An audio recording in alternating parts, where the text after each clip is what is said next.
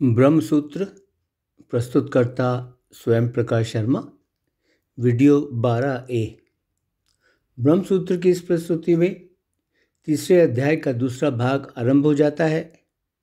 दूसरे भाग में जीवात्मा का जो वर्तमान शरीर है, उस शरीर की अलग अलग जो अवस्थाएं होती हैं, उन अवस्थाओं पर विचार किया गया है और इन अवस्थाओं पर विचार करने के बाद वह इस जन्म मरण रूप वाला जो संसार है, इस संसार से बंधनों से छूटने के लिए परमात्मा के ऊपर ध्यान देने के जो उपाय हैं, उनके बारे में बताया गया है।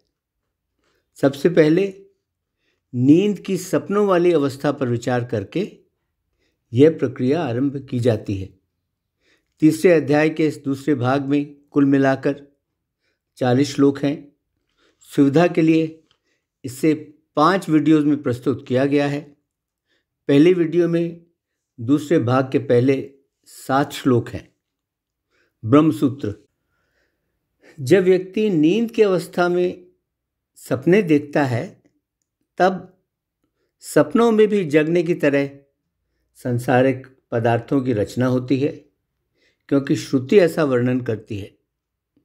बृहदारण्यक उपनिषद की श्रुति में यह वर्णन आता है कि सपनों की अवस्था में जीवात्मा इस लोक को और परलोक को दोनों को देखता है। वहाँ वह दुख और आनंद दोनों को भोगता है।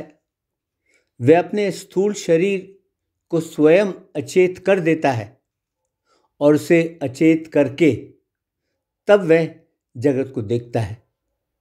उस अवस्था में सचमुच न होते हुए भी वह रथ को देखता है, वह रथ को चलाने वाले को देखता है तथा वह रथ के मार्ग को देखता है, और वह आनंद को, वह आमोद प्रमोद को, वह कुंड को, वह सरोवर को और वह नदियों की रचना कर लेता है इत्यादि। इसी प्रकार प्रश्नोपनिषद की श्रुति में भी सपनों में सृष्टि का होना बताया गया है। इसलिए इससे यह सिद्ध होता है कि सपनों में भी सांसारिक पदार्थों की रचना होती है और यह रचना अत्यंत विचित्र होती है तथा यह जीव की रचना, जीव की रची हुई रचना है। कठ उपनिषद में इस प्रकार का वर्णन आता है कि नाना प्रकार के भोगों की रचना करने वाला यह व्यक्ति अन्य सब के सो जाने पर स्वयं जागता रहता है।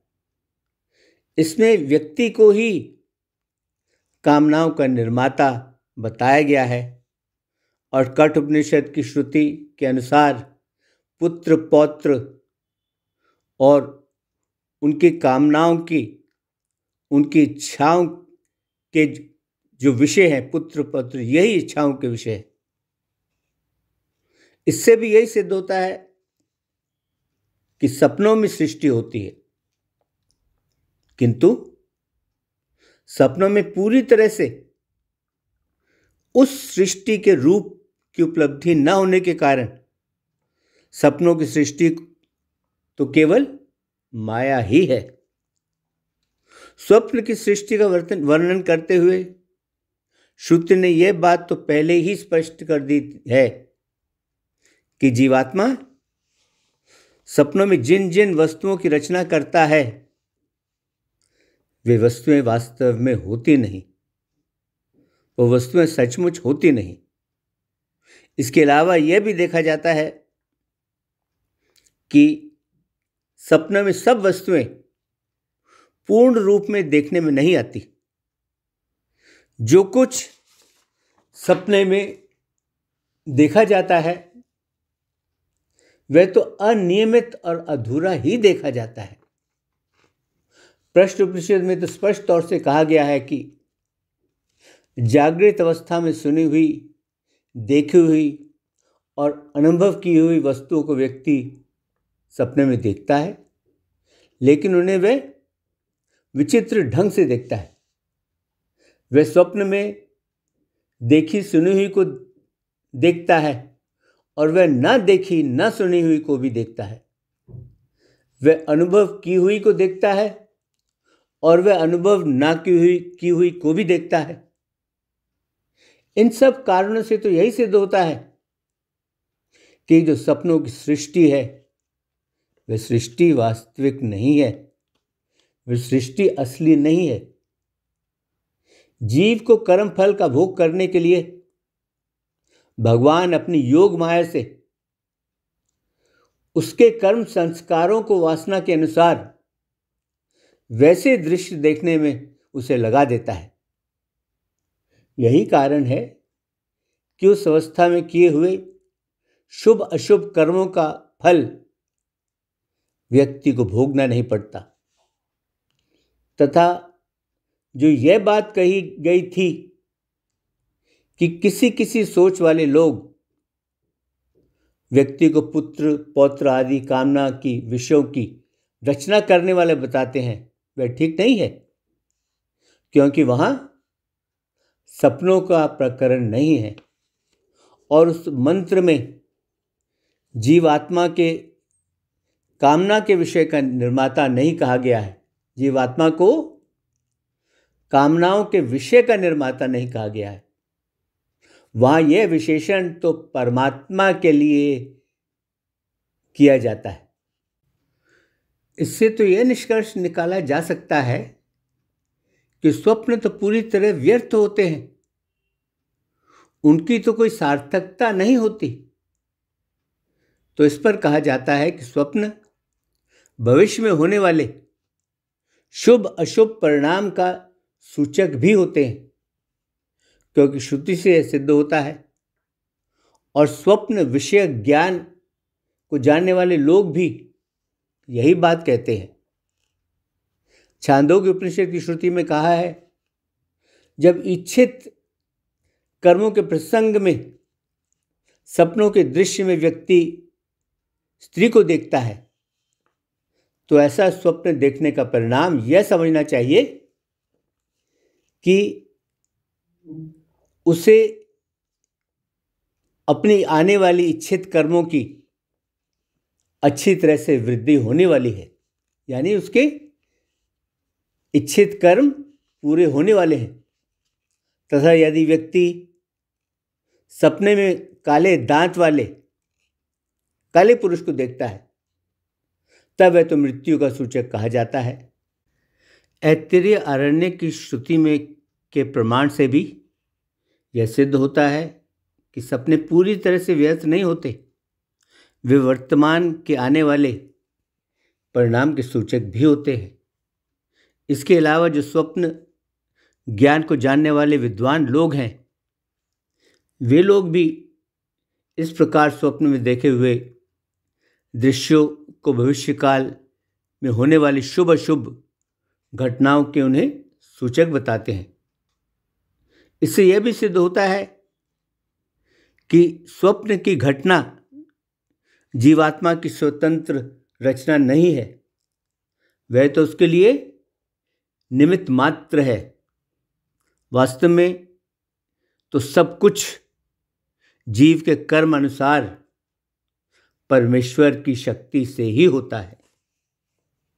लेकिन जीवात्मा भी तो ईश्वर का ही अंश है, इसलिए इसमें ईश्वर का ज्ञान और ऐश्वर्य के जो गुण हैं, वे गुण भी उसमें आंशिक रूप से तो होंगे ही।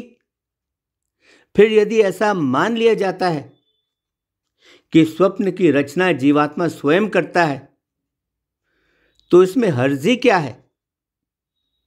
इस पर कहा जाता है कि यह ठीक है कि जीवात्मा में भी ईश्वर के जैसे गुण हैं, किंतु उसके ये गुण तो छिपे हुए हैं।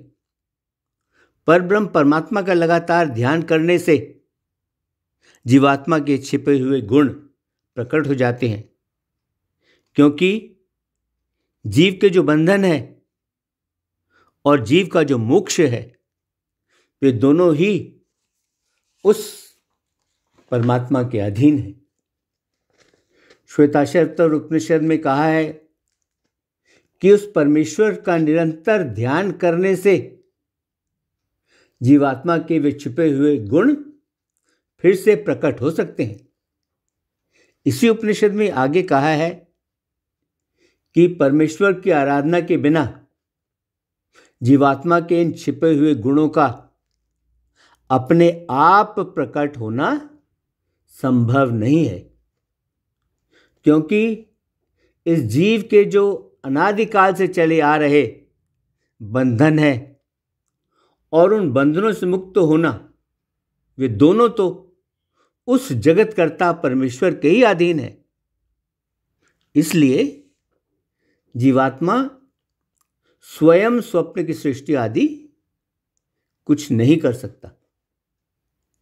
लेकिन इस जीव के जो वास्तविक ईश्वर संबंधी गुण हैं, वे गुण छिपे हुए क्यों हैं?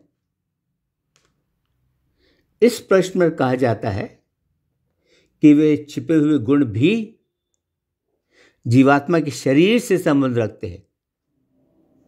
इस जीवात्मा में उस परब्रह्म परमेश्वर के स्वाभाविक गुण मौजूद रहते हुए भी जो उन गुणों का छिपा रहना है और उनका प्रकट ना होना है, तथा यह जीवात्मा जो उन सब गुणों से पूरी तरह अनभिज्ञ है, जो उन सब गुणों से पूरी तरह अनजान है, जो यह जानता ही नहीं कि वे सभी गुण उसमें मौजूद हैं, इसका मुख्य कारण है जीवात्मा का यह मान लेना कि उसका अपने शरीर के साथ एकता है। यानी उसका यह मान लेना कि मैं यह शरीर हूं। उसका अपनी पहचान अपने शरीर के साथ कर लेना ही सबसे बड़ा कारण है कि व्यक्ति अपने अंदर के गुणों से बिल्कुल अनजान है। यही जीवात्मा का बंधन है, जो कि अनादिकाल से चला आ रहा है। इसी के कारण जन्म मरण के कर्म संस्कारों के वश में हुआ यह जीव विभिन्न योनियों में जन्म लेता रहता है और मरता रहता है तथा कई तरीकों के दुखों को भोगता है। अब तक यहाँ स्वप्न अवस्था पर विचार किया गया है। उसमें जीवात्मा के बंधन और उस बंधन से छूटने के उपाय का भी संक्षेप से वर्णन हुआ है। अब जीवात्मा की जो बिना सपनों वाली सुषुप्ति की गहरी नींद की अवस्था है, उस अवस्था पर विचार आरंभ किया जाता है। अक्सर यह कहा जाता है, सुषुप्ति की गहरी नींद की अवस्था में जीवात्मा का ब्रह्म से जुड़ना हो जाता है। इससे यह शंका हो सकती है कि गहरी नींद की सुषुप्ति की अवस्था भी समाधि जैसी कोई सुखप्रद अवस्था तो नहीं है। इस शंका का निवारण करने के लिए कहा जाता है कि सुषुप्ति की अवस्था में जीवात्मा को स्वप्न दृश्य का अभाव हो जाता है। उससे सपने के दृश्य दिखाई नहीं देते, क्योंकि उस समय जीवात्मा नाड़ियों में स्थित हो जाता है। ऐसा श्रुति के कथन में बताया गया है तथा आत्मा में उसकी स्थिति बताई गई है। पूर्व सूत्र में जो स्वप्न अवस्था का वर्णन किया गया है, उसके भोगते समय यह जीवात्मा कभी तो सपने से जग जाता है और कभी फिर सपने में स्थित हो जाता है। वह जागता है और फिर सपने में चला जाता है। ऐसा बृहदारण्यक उपनिषद में लिखा है। इस प्रकार जीवात्मा सपने वाले मानसिक सुख दुख को भोगता है और सपने वाले मानसिक सुख दुख को भोगते भोगते कभी वह सुषुप्ति अवस्था में चला जाता है, जहां सपनों का अभाव होता है, जहां वे सपने नहीं देखते। इससे यह सिद्ध होता है कि जो सपनों वाला सुख दुख है वह तो केवल माया है, क्योंकि जो वास्तविक बाहरी जगत है उस वास्तविक बाहरी जगत का तो कभी अभाव नहीं होता। उसका कार्य तो ज्यों का त्यों चलता रहता है तथा जीवात्मा का शरीर भी सुरक्षित रहता है। इसलिए उसका सत्य होना सिद्ध होता है। उस समय जीवात्मा को इस माया के प्रपंच को भोगने से विश्राम मिलता है और शरीर और इंद्रियों की थकावट भी दूर होती है। वह अवस्था आने पर जीवात्मा की स्थिति कैसी और कहाँ रहती है, इस विषय में बृहदारण्यक उपनिषद की श्रुति कहती है, जब यह जीवात्मा सुषुप्ति अवस्था को प्राप्त होता है तब उस अवस्था में यह कुछ भी नहीं जानता। इसके शरीर में जो 72,000 हिता नाम की नाड़ियां हृदय से निकलकर सारे शरीर में व्याप्त हो रही हैं, उनमें फैलकर यह सारे शरीर में व्याप्त होकर सोता है। छांदोग्य उपनिषद की दूसरी श्रुति में ऐसा भी कहा गया है, जब यह जीवात्मा सोया हुआ किसी तरह का स्वप्न नहीं देखता तब सब प्रकार से सुखी होकर यह नाड़ियों में व्याप्त हो जाता है। उस समय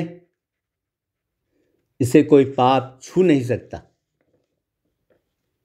भाव यह है कि उस समय अज्ञान में उसके शरीर की क्रिया द्वारा किसी जीव की हिंसा आदि पाप कर्म हो भी जाए तो वह इससे लगता नहीं।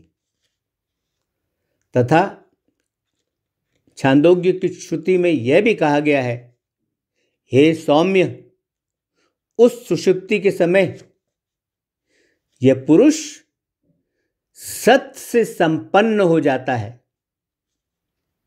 बृहदारण्यक उपनिषद के एक स्थान पर ऐसा वर्णन आया है कि उस समय परमात्मा के स्पर्श को प्राप्त हुआ यह जीवात्मा ना तो बाहरी किसी वस्तु को जानता है, ना शरीर के भीतरी किसी वस्तु को जानता है।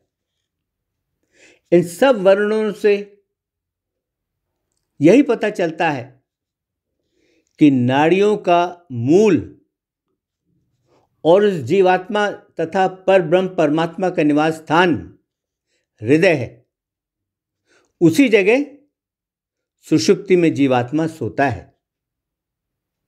इसलिए उसकी स्थिति हृदय में स्थित नाड़ियों में और परमात्मा में भी बताई जा सकती है। इसमें कोई विरोध नहीं है। स्थान की एकता के कारण ही कहीं इसको ब्रह्म की प्राप्ति, कहीं प्रलय की तरह परमात्मा के साथ जुड़ जाना आदि कहा गया है। लेकिन इससे यह नहीं समझ लेना चाहिए कि यह भी समाधि की तरह मुक्ति में सहायक है। भगवद गीता के 18वें अध्याय में कहा है, यह तो महान तामसी उपयोग करने वाली अज्ञानमय स्थिति है। अतः शरीर की रक्षा के लिए कम से कम आवश्यक समय तक ही सोना चाहिए, श्रेष्ठ सुख की बुद्धि से नहीं। प्रश्न उपनिषद में यह स्पष्ट वर्णन है कि वह मन जब तेज से दब जाता है, यानी जब वह मन उदान वायु से दब जाता है, तब वह उदान वायु इंद्रियों के सहित मन को हृदय में ले जाकर मोहित कर देता है, भ्रमित कर देता है। तब इसकी सुषुप्ति की अवस्था होती है। उस समय यह स्वप्न नहीं देखता। इसी विषय में छांदोग्य उपनिषद में कहा है, उस समय वह तेज से संपन्न होता है। वहां भी तेज का अर्थ उदान वायु ही समझना चाहिए, ब्रह्म नहीं। क्योंकि प्रश्न उपनिषद के तीसरे प्रश्न के उत्तर देते हुए 9वें और 10वें मंत्र में स्पष्ट ही उदान वायु की और तेज की एकता की गई है कि उदान वायु और तेज तो एक ही है। इसलिए ऐसा मानने से ही वहां किए हुए वर्णन के साथ छांदोग्य उपनिषद की एक वाक्यता सिद्ध होती है। हाँ, ऐसा मानने से ही दोनों श्रुतियों के वर्णन में एकता होती है। इसके साथ ही ब्रह्म सूत्र के तीसरे अध्याय के दूसरे भाग का यह पहला वीडियो संपन्न हुआ, जिसमें दूसरे भाग के पहले 7 श्लोक हैं। ओम शांति शांति शांति। ओम।